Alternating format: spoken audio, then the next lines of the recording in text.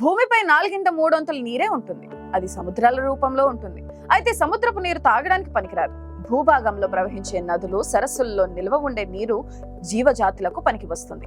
మొత్తంగా చూసుకుంటే ఈ భూగోళంపై ఉండే నీటిలో కేవలం 3% నీరు మాత్రమే తాగదగినదిగా ఉంటుంది. ఆ నీరే మన ప్రాణాలను నిలబెడుతుంది. అయితే యూనిసెఫ్ అంచనా మేరకు ప్రపంచంలో నీటి కొరతతో కొట్టుమిట్టాడుతున్న ప్రాంతాల్లో దాదాపు 1.42 బిలియన్ల మంది ప్రజలు నివసిస్తున్నారు.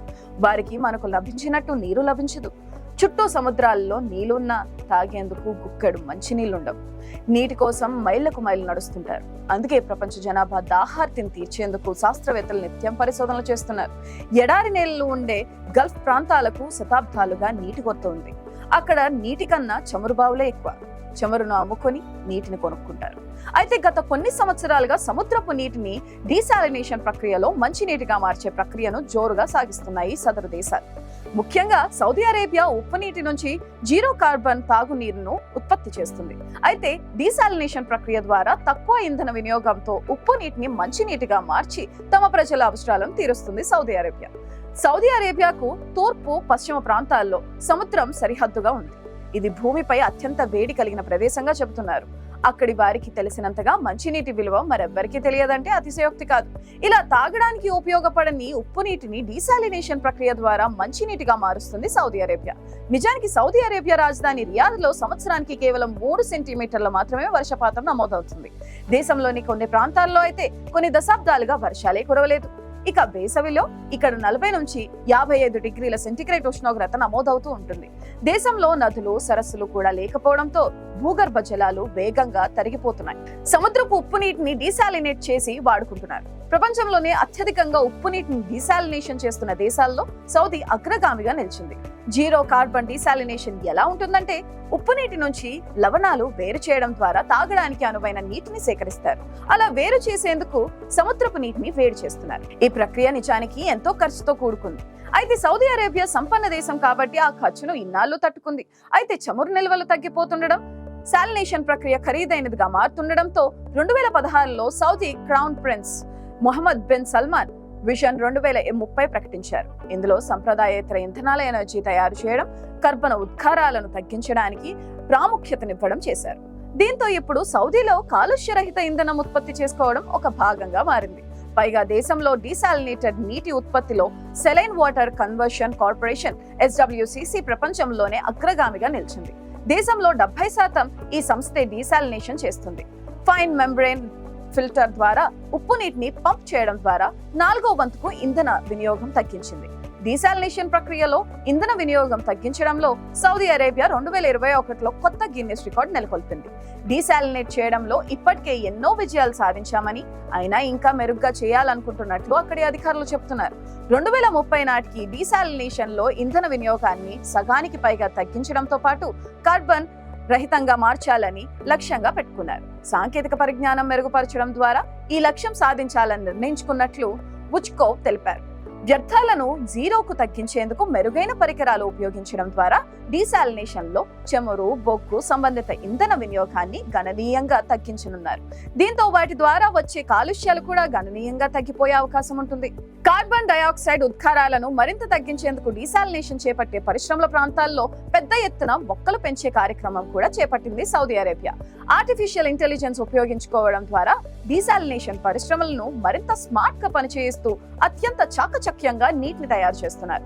ఆర్టిఫిషియల్ ఇంటెలిజెన్స్ సాయంతో యంత్రాలు నీటిని ఉత్పత్తి చేసేటప్పుడు వాటి శక్తిని, రసాయనాలు వినియోగాన్ని తమంతట తామే నియంత్రించుకుంటాయి. సోలార్ డోమ్ ఏర్పాటు చేయడం ద్వారా సముద్రపు నీటిని ఆవిరి చేసి మంచినీరు ఉత్పత్తి చేయాలని ప్రణాళికలు కూడా యువరాజు సల్మాన్ చొరవతో ఊపందుకున్నాయి. స్టీమ్ ద్వారా విద్యుత్ ఉత్పత్తిలో ఈ సాంకేతికత వినియోగిస్తున్నారు. అయితే డీసాలినేషన్ కోసం ఉపయోగించడం మాత్రం ఇదే తొలిసారి. సముద్రపు నీటిని ఆవిరి చేసి మంచినీరుగా మార్చుకునేందుకు ప్రోటోటైప్ సోలార్ ప్యానెళ్లు ఏర్పాటు చేశారు. వీటి ద్వారా చదరపు మీటరు ప్యానెల్ ద్వారా గంటకు 1.641 లీటర్లు మంచినీరు ఉత్పత్తి అవుతుంది. ఇలా ఉత్పత్తి చేసిన నీటిని ఇక శుద్ధి చేయాల్సిన అవసరం కూడా ఉండదు. అయితే ఇక్కడ సమస్య ఉంటుంది. డీసాలినేషన్ ద్వారా ఉప్పు నీటిని మంచినీరుగా మార్చే క్రమంలో విడుదలైన ఉప్పు నీటిని మళ్లీ సముద్రంలోకి కలిపేస్తున్నారు. సౌదీ అరేబియా డీసాలినేషన్ ప్రక్రియ ద్వారా ప్రపంచంలోనే పెద్ద మొత్తంలో ఇలా బయటకు వచ్చే ఉప్పు నీరు నిత్యం సముద్రంలో కలుస్తుంది. సముద్రంలో ఇలా అత్యంత గాఢత కలిగిన వ్యర్థ జలాలను కలపడం వల్ల ఏర్పడే పర్యావరణ ప్రభావం గురించి ఆరోపణలు వస్తున్నాయి. వీటిని అంచనా వేయడానికి, నియంత్రించడానికి గల అవకాశాలను ప్రస్తుతం సౌదీ అరేబియా స్టడీ చేస్తున్నట్లు ప్రకటించింది. నిజానికి డీసాలినేషన్ ప్రక్రియలో వస్తున్న వ్యర్థాలను కూడా శుద్ధి చేస్తున్నట్లు అధికారులు చెబుతున్నారు.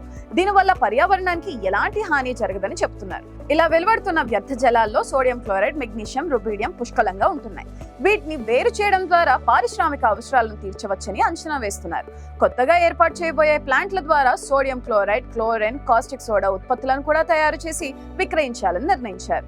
ఇదే కనుక జరిగితే నీటి కరువును ఎదుర్కొంటున్న అన్ని దేశాలకు సౌదీ అరేబియా మార్గదర్శిగా మారుతుంది అనడంలో సందేహం లేదు. అపారంగా ఉండే సముద్రపు నీటిని మంచినీరుగా మార్చగలిగితే ప్రపంచవ్యాప్త దేశాల నీటి సమస్యలన్నీ తీరిపోతాయి. ఇందుకోసం దక్షిణ కొరియా శాస్త్రవేత్తలు కూడా ఓ పద్ధతిని కనిపెట్టారు. వీరి విధానంలో రూపొందించిన కొత్త ప్రక్రియతో ఉప్పు నీటి నుంచి చిటికలో మంచినీరు లభ్యమవుతుంది. ఈ విధానం సౌదీ అరేబియా కన్నా మరింత ఆశాజనకంగా కనిపిస్తుంది. ప్రత్యేకమైన పొరతో కూడిన ఫిల్టర్లు నిమిషాల్లోనే నీటిలోని ఉప్పును 99.9% వరకు వడపోస్తున్నాయి. ఇందులో ఉపయోగించే నానో ఫైబర్ పొరను ఉప్పు నీటి ఫిల్టర్ గా పరిశోధకులు ఉపయోగించనున్నారు. నిజానికి పొరలతో నీటిని వడపోయటం కొత్తేమీ కాదు. కాకపోతే వీటితో చాలా ఇబ్బందులు తలెత్తుతుంటాయి.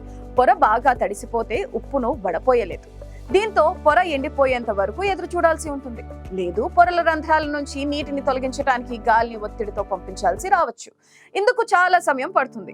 ఇలాంటి ఇబ్బందులను అధిగమించడానికి కొరియా శాస్త్రవేత్తలు కోఆక్సియల్ ఎలక్ట్రోస్పెన్నింగ్ అనే నానో టెక్నాలజీ ఉపయోగించారు. ఈ కొత్త 3D పొరను తయారు చేయడంతో ఆ సమస్యకు తెరపడింది. ఉపరితలం గరుకుగా తక్కువ హీట్ కండెన్సిటీ ఉండేలా దీన్ని రూపొందించారు.